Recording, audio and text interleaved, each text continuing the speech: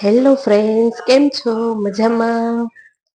તો આજે આપણે બનાવીશું રીંગણાનો ઓળો અને બાજરીના રોટલા. તો ઓળો બનાવવા માટે મેં અહીંયા મોટી સાઈઝના આ રીંગણા લીધા છે અને આ બે ટમેટા લીધા છે, આ લાલ મરચાં લીધા છે, આ લીલું લસણ લીધું છે અને આ લીલી ડુંગળી લીધી છે અને આ કોથમીર લીધી છે. તો આ રીંગણાને શેકી લેવાના છે. શેકવા માટે આપણે આ ઉપરના આવી રીતે કાઢી લેવાના છે પાનને.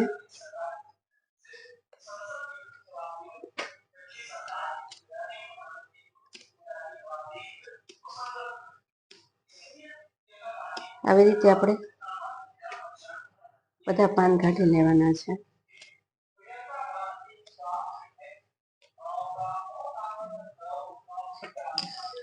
પાન કાઢી અને આવી રીતે હોલ કરી લેવાના છે, જેથી રીંગણા તરત જ શેકાઈ જાય.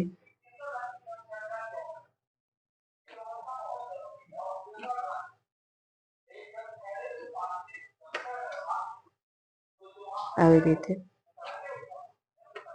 આ મરચાંને પણ શેકી લેવાના છે અને સાથે ટમેટાને પણ શેકી લેવાના છે આ રીંગણા સાથે.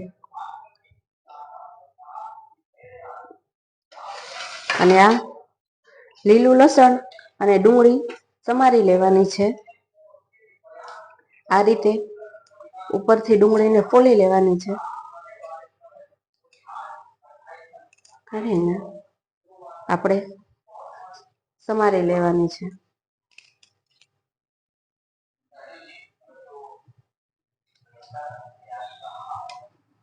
આવી રીતે બધી ડુંગળી અને આ લીલું લસણ પણ સાથે સમારી લેવાનું. હેલો ફ્રેન્ડ્સ, હું જો આવી રીતે કાટીમાં રીંગણા, મરચાં અને ટમેટા શેકી લઉં છું.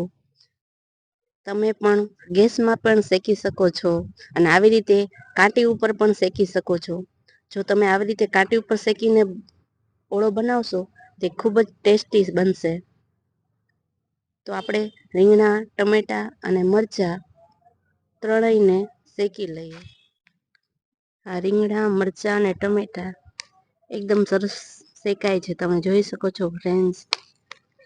આમાં રીંગણા જલ્દી શેકાઈ જાય છે.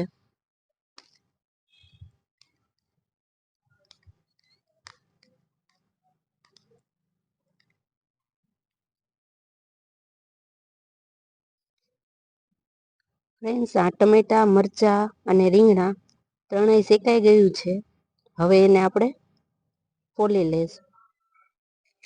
ફ્રેન્ડ્સ, આ રીંગણા, ટમેટા અને મરચાં બધું ફોલી લીધું છે. એને છરીથી બે ભાગમાં આપણે કરીને જોઈશું. તમે જોઈ શકો છો એકદમ સરસ રીંગણા બફાઈ ગયા છે. હવે એને આ રીતે છીણી લેશું.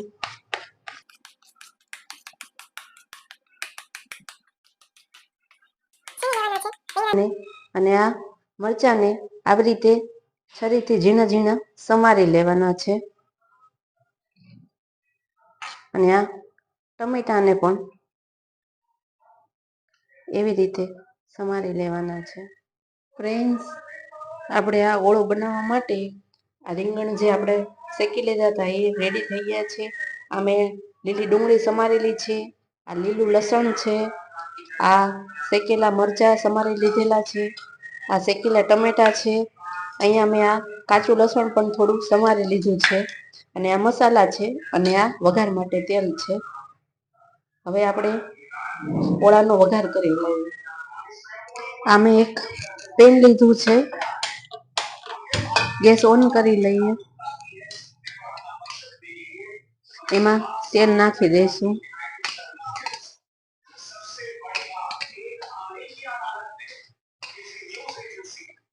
મેં આ 4 મોટી ચમચી જેટલું તેલ લીધું છે. આ તેલ ગરમ થઈ ગયું છે. એમાં અડધી ચમચી હિંગ નાખી છે. આ લીલું લસણ,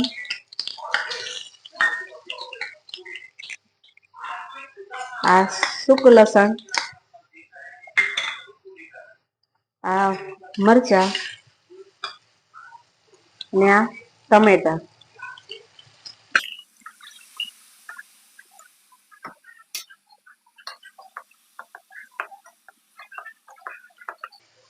બે થી 3 મિનિટ જેટલું આને સાતળવા દેવાનું છે. આમાં 1 ચમચી મીઠું નાખ્યું છે, 1 ચમચી ધાણા જીરું પાવડર અને આ ચપટી જેટલી હળદર નાખી છે. 2 થી 3 મિનિટ જેટલું થઈ ગયું છે. હવે એમાં ડુંગળી આપણે સમારી હતી એ નાખી દઈશું.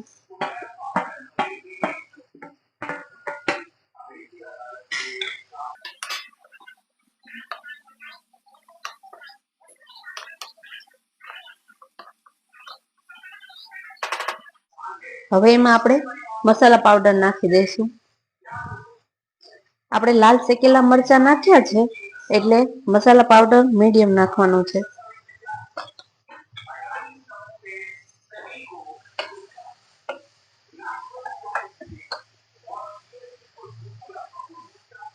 સાવ ધીમા ગેસે આ ડુંગળીને ચડવા દેવાની છે.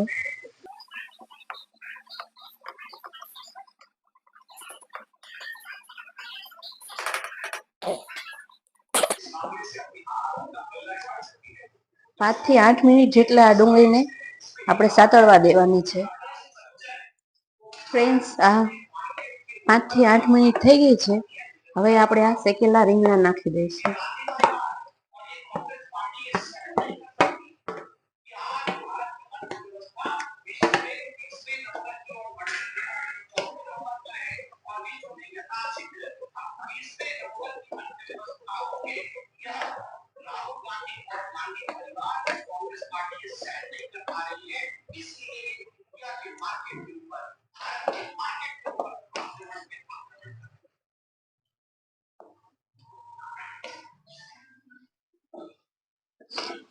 બધું મિક્સ કરી 2 થી 3 મિનિટ સુધી ચડવા દઈશું.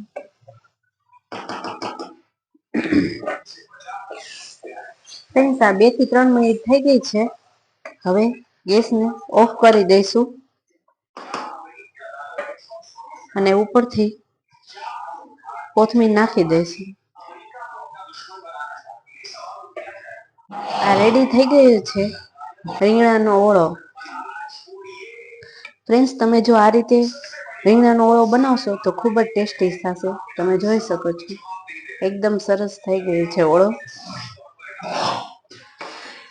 ફ્રેન્ડ્સ, આપણે આ બાજરીના રોટલા બનાવી લેશું. મેં આ બાજરીનો લોટ ચાળેલો લીધો છે. એમાં સ્વાદ પ્રમાણે મીઠું નાખી દઈશું અને મિક્સ કરી પાણી નાખી દઈશું. આવી રીતે મિક્સ કરી લોટને મહળી લેવાનો છે.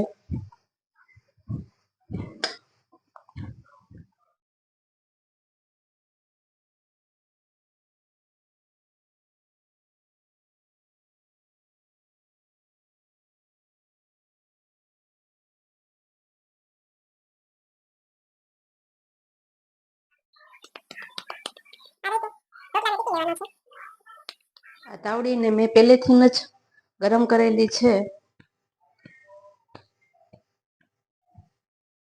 આ રીતે રોટલાને તાવડીમાં નાખી દેવાના છે.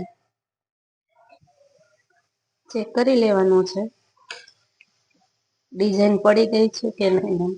એક બાજુ ચડી જાય એટલે એને પલટાવી દેવાનું છે આ રીતે.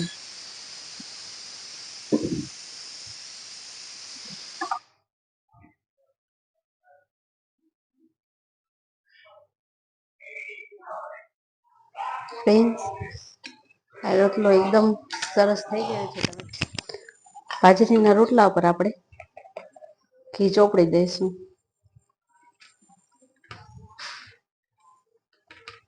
જો તમને ઘી ન ભાવતું હોય તો તમે માખણ પણ યુઝ કરી શકો છો.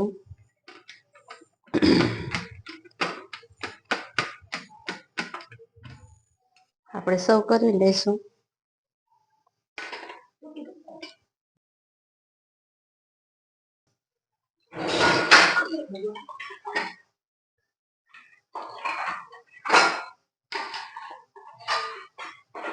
ભરથું લીધું છે, બાજરીના રોટલા, એની સાથે મેં છાશ લીધી છે અને પાપડ અને કાચું સલાડ.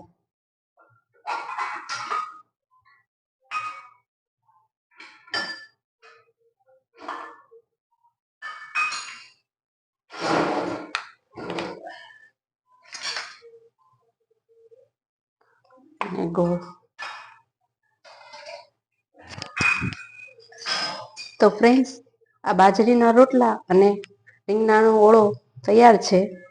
તમને આ રેસીપી કેવી લાગી તે કોમેન્ટ બોક્સમાં જરૂરથી જણાવજો. ત્યાં સુધી નવી રેસીપી સાથે નવા વિડીયોમાં મળશું. અને હા, મારી ચેનલને સબસ્ક્રાઇબ કરવાનું ન ભૂલતા. ત્યાં સુધી આવજો.